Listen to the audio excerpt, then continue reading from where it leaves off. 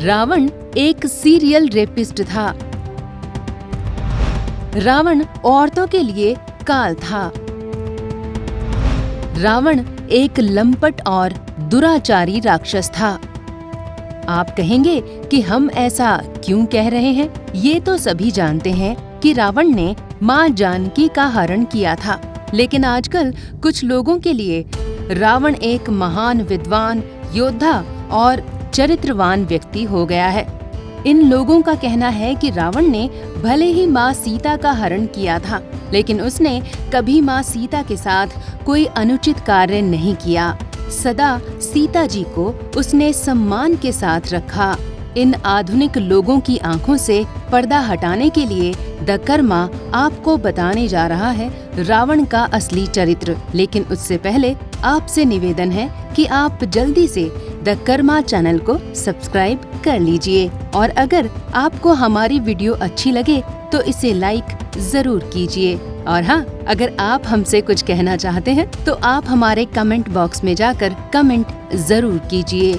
हमें आपके कमेंट्स का इंतजार रहता है। तो चलिए करते हैं रावण की नीचता का पर्दाफाश।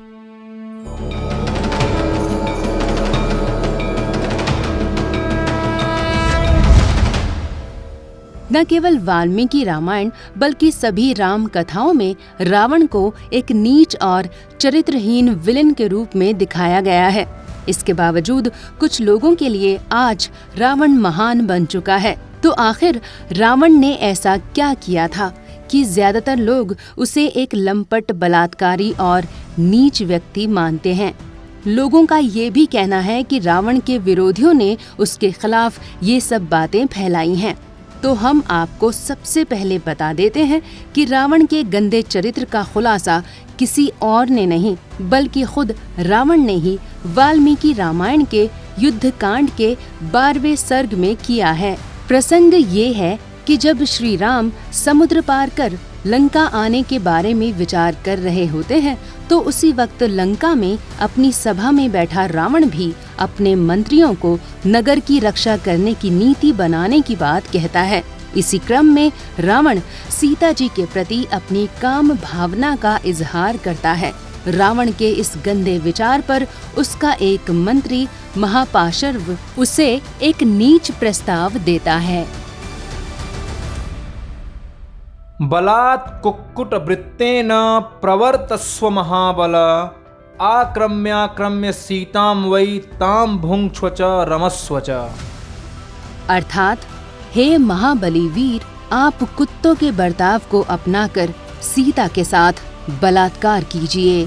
बार बार सीता के साथ जबरदस्ती कर उसके साथ रमण और उपभोग कीजिए। रावण करना ऐसा ही चाहता था, लेकिन वो ऐसा कर नहीं सकता था, क्योंकि उसके पुराने पापों का घड़ा इतना भर चुका था कि वो मां जानकी के साथ कोई भी जबरन कार्य नहीं कर सकता था। इसके बाद रावण खुद अपने पहले के कुकर्मों के बारे में बताना शुरू करता है, और साथ में ये भी बताता है कि आखिर वो चाहकर भी सीता के साथ जबरदस्ती क्यों नहीं कर पा रहा।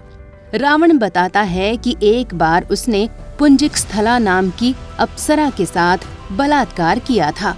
उस अप्सरा की दुर्दशा को देखकर ब्रह्मा जी भी क्रोधित और दुखित हो गए, और ब्रह्मा ने रावण को शाप दे दिया। अद्य प्रभृतियामन्यां बलान् नारीं गमिष्यसि, तदा ते सपधा मूर्धा फलिष्यति न संशयः। अर्थात ब्रह्मा जी ने रावण को शाप देते हुए कहा कि अगर आज के बाद तुमने किसी भी दूसरी नारी के साथ जबरन बलात्कार किया तो तेरे सिर के 100 टुकड़े हो जाएंगे।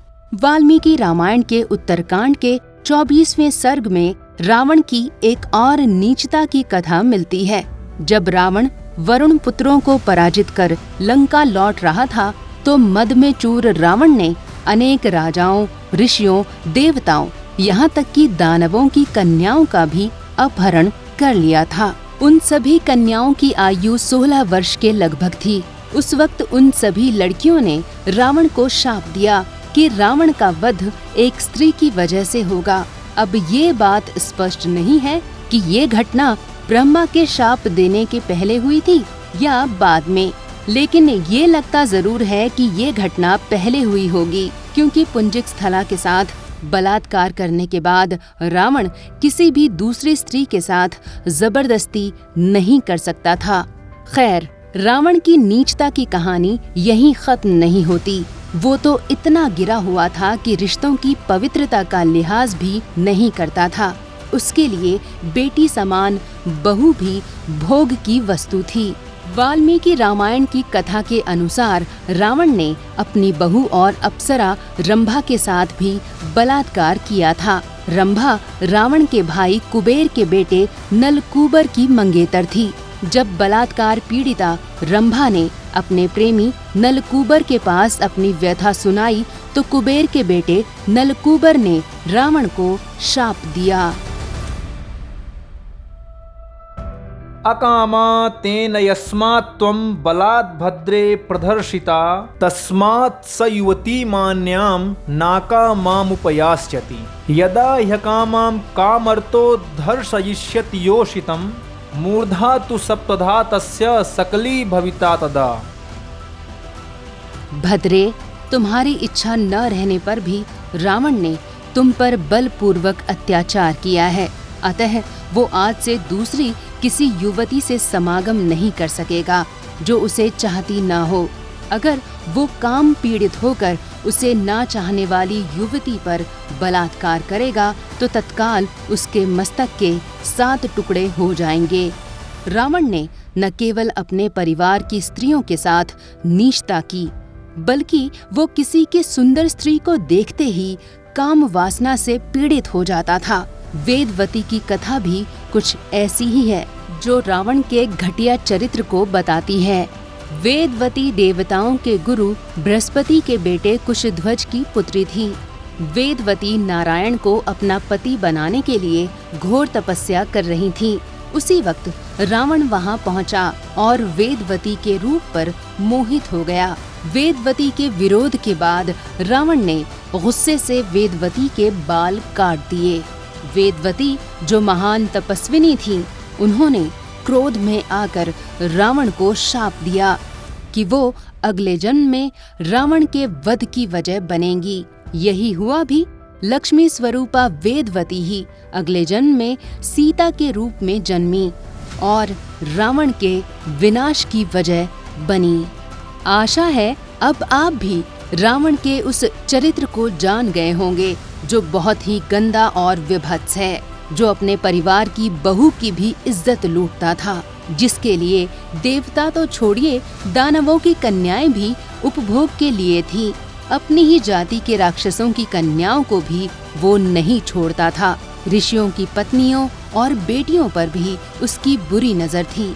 ऐसे में अगर कुछ लोग रावण को एक अच्छा चरित्र वाला मानते हैं तो श्री राम उनको सद्बुद्धि दें। जय श्री राम।